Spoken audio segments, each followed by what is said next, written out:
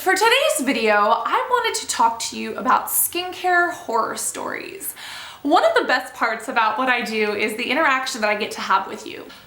But I have to be honest, as much as I love and respect all people, all skincare routines, and all opinions, some of y'all have some weird stuff that y'all have told me that I just sit there and I cringe and I pull my hair out on your behalf because I'm just like, oh my god, that is so unsanitary. That is just interesting to me. I find it very, very unique. So for today's video, I just wanted to talk to you about skincare horror stories that I personally find scary. And I just want to talk about those things and why I think they're bad for your skin as a skincare expert. If one person does it, there must be more people. So without further ado, let's talk about the craziest, weirdest things I have ever heard when it comes to skin. The first skincare horror story was told to me in New York City. I was having a meetup with Hourglass at Sephora. It was one of the coolest experiences, and I met someone who absolutely touched my heart. This person and their story and what they were going through was amazing. And during this exchange, we ended up having a conversation about exfoliators. And we were just talking about exfoliators for acne, how over-exfoliation is bad, but under-exfoliation can cause more breakouts. And I was asking, they were on hormone therapy and they had questions about exfoliation. So I was giving my advice and a couple of the products that I liked, and this person confided in me that they used their fingernails to exfoliate their skin. In the shower, this person would take their skin and literally scratch marks in their skin. And they said that this was a great way to remove those outer layers of cells, and it would be red for a couple hours after and you could see scratch marks, but then it would go down, and that's how they exfoliated. And I kindly suggested against that. But let me just say, I've scratched at my skin in the shower before. For me, it's more of a picking issue. But if anyone out there uses this as a method to exfoliate their skin, please, please, please stop.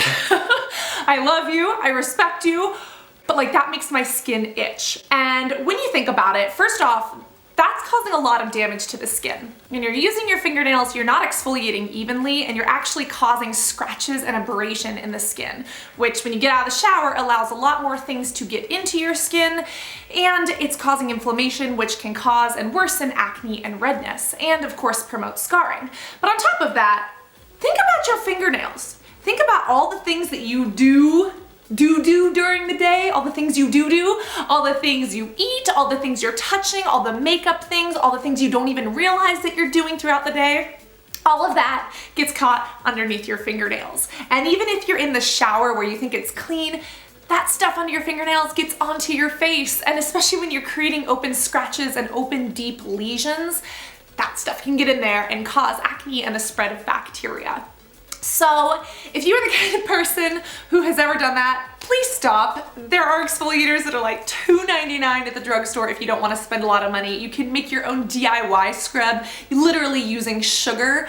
If you want a DIY video on skincare, let me know, but there are so many other options, and exfoliation is key for acne. But doing it in the wrong way, if you're using your fingers, I would rather have you not do it at all. So that was the first skincare horror story. And again, I totally respect and love this person. I hope that they are doing well. But please, baby, for the sake of my own sanity, don't exfoliate with your fingernails. Just don't. This next skincare horror story came to me in an email. And this person had questions about primer. As you know, quite recently I did a video about primer and why primer is essential to skin and how it's, essential to covering texture and acne and what it actually does. Is it worth it? All those questions are answered, and I actually showed you a demonstration on the orange. Who brought their oranges into Sephora? Yeah, I see you. Someone sent me an email after that video telling me that they had a really inexpensive way of priming their skin. This person told me that they would dig earwax out of their ears and put this on their acne scars, and they would pat it in and put foundation over the top. And I love you, and I can see where logically that could make sense because earwax is pasty, but as I said in that email, please do not do that. Just sanitary reasons, just sebum in your ear. Earwax is made of a bunch of different things, including some toxins that your body is getting rid of. There's a lot of sweat in there, a lot of stuff just stays stagnant in there. It's a moist environment, and your ear contains a lot of sebum, and sebum is the oil that's on our face that clogs our pores. And the fact that somebody was taking that out and putting it on their skin is just a recipe for clogged pores. And I understand using a tacky product or a tacky kind of concealer or foundation is really good at filling in scars. But earwax is not the way to go, honey. And anything waxy like that is going to stay on your skin, and it is just going to clog that up so badly that you're gonna have a lot more breakouts. And I understand the argument that that's natural, but you know what? Lead and arsenic are found naturally in nature, and that doesn't mean that they are good for us. So when it comes to your skin, please don't do that. That was a horror story that I heard, and I kindly suggested a few very inexpensive pore filling options that you can get at the drugstore, a couple that are organic. But let me just tell you, there are options and products out there for any budget and anyone who is interested in natural skincare or chemical.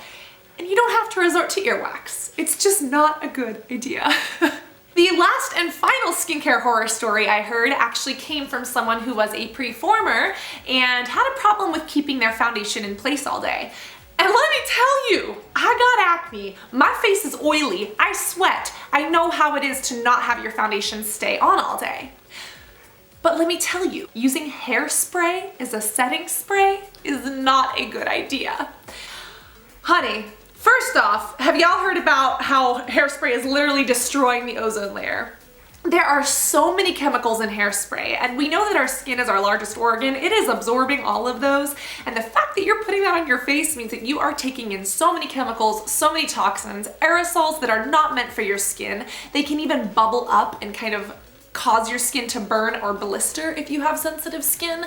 And hairspray, I get it, it's like a glue, but there are many other products and setting sprays that will glue your face like that without using hairspray. The other problem is removing hairspray. Have you ever tried to comb your hair when you've got hairspray in it? Have you ever tried to wash your hair when you've got hairspray in it? Like, if that's on your skin, it's literally like trying to remove glue. And as we know, anything that prevents the skin from going through its natural stages of exfoliation and sloughing off is going to cause breakouts. Plus all of those chemicals and toxins that could even cause burns to the skin. Please, baby, please, for the sake of my tiny, poor little heart, don't do it. And I know that sometimes it's like inevitable because you get hairspray, you know, when you're spraying your hair. Flip your hair, protect your face, and just don't intentionally use hairspray. There is a product called the Smashbox Water Primer. It's a primer, but it is literally glue for your face, and I guarantee it works just as good, if not better, than hairspray. So you shouldn't even be breathing this in. It destroys the ozone. We think this is good for our skin? Honey, your skin protects you. You need to protect it. And yeah, that just made me cringe and hope the best for you and recommend some other products like the Smashbox Water Primer. And I'm actually looking for some cruelty-free and drugstore versions of that as well, so when I find some better sprays, I will let you know. But there are many ways to glue makeup to your face that won't cause as many breakouts or destroy the ozone. So anyways, I love you guys, and I just wanted to share these horror stories because they are things that personally made me cringe. Again, do what works for you, but please take this into consideration and think about some of the potential damages that some of these things could do. I've also heard of poop facials. We're gonna talk about that in another video. Not just bird poop, but there's like dog poop as well. But that didn't make the final 3 because I could see a little bit of science in there, but at the same time, no matter what probiotics are in some caca, it's excrement that your body didn't want. Please don't put it on your face. Anyways, I love you guys. I hope that you're having a beautiful day. If you have any skincare horror stories or habits or routines that you used to do that now you look back on and you're just like, oh my God, I can't believe I did that, please share it in the comments and give the good ones or the bad ones a thumbs up, and let's have like a little poll down there. Anyways, I love you guys. Hit the ding dong bell because I upload so irregularly. I'm sorry, the Wi-Fi has been nuts. I've been traveling and there's like no Wi-Fi. So, yeah, such is life. such is life. Just know that I love you, I appreciate you, I hope that you're having a beautiful day, and I cannot wait to see you all in the next video. Love you guys. Bye.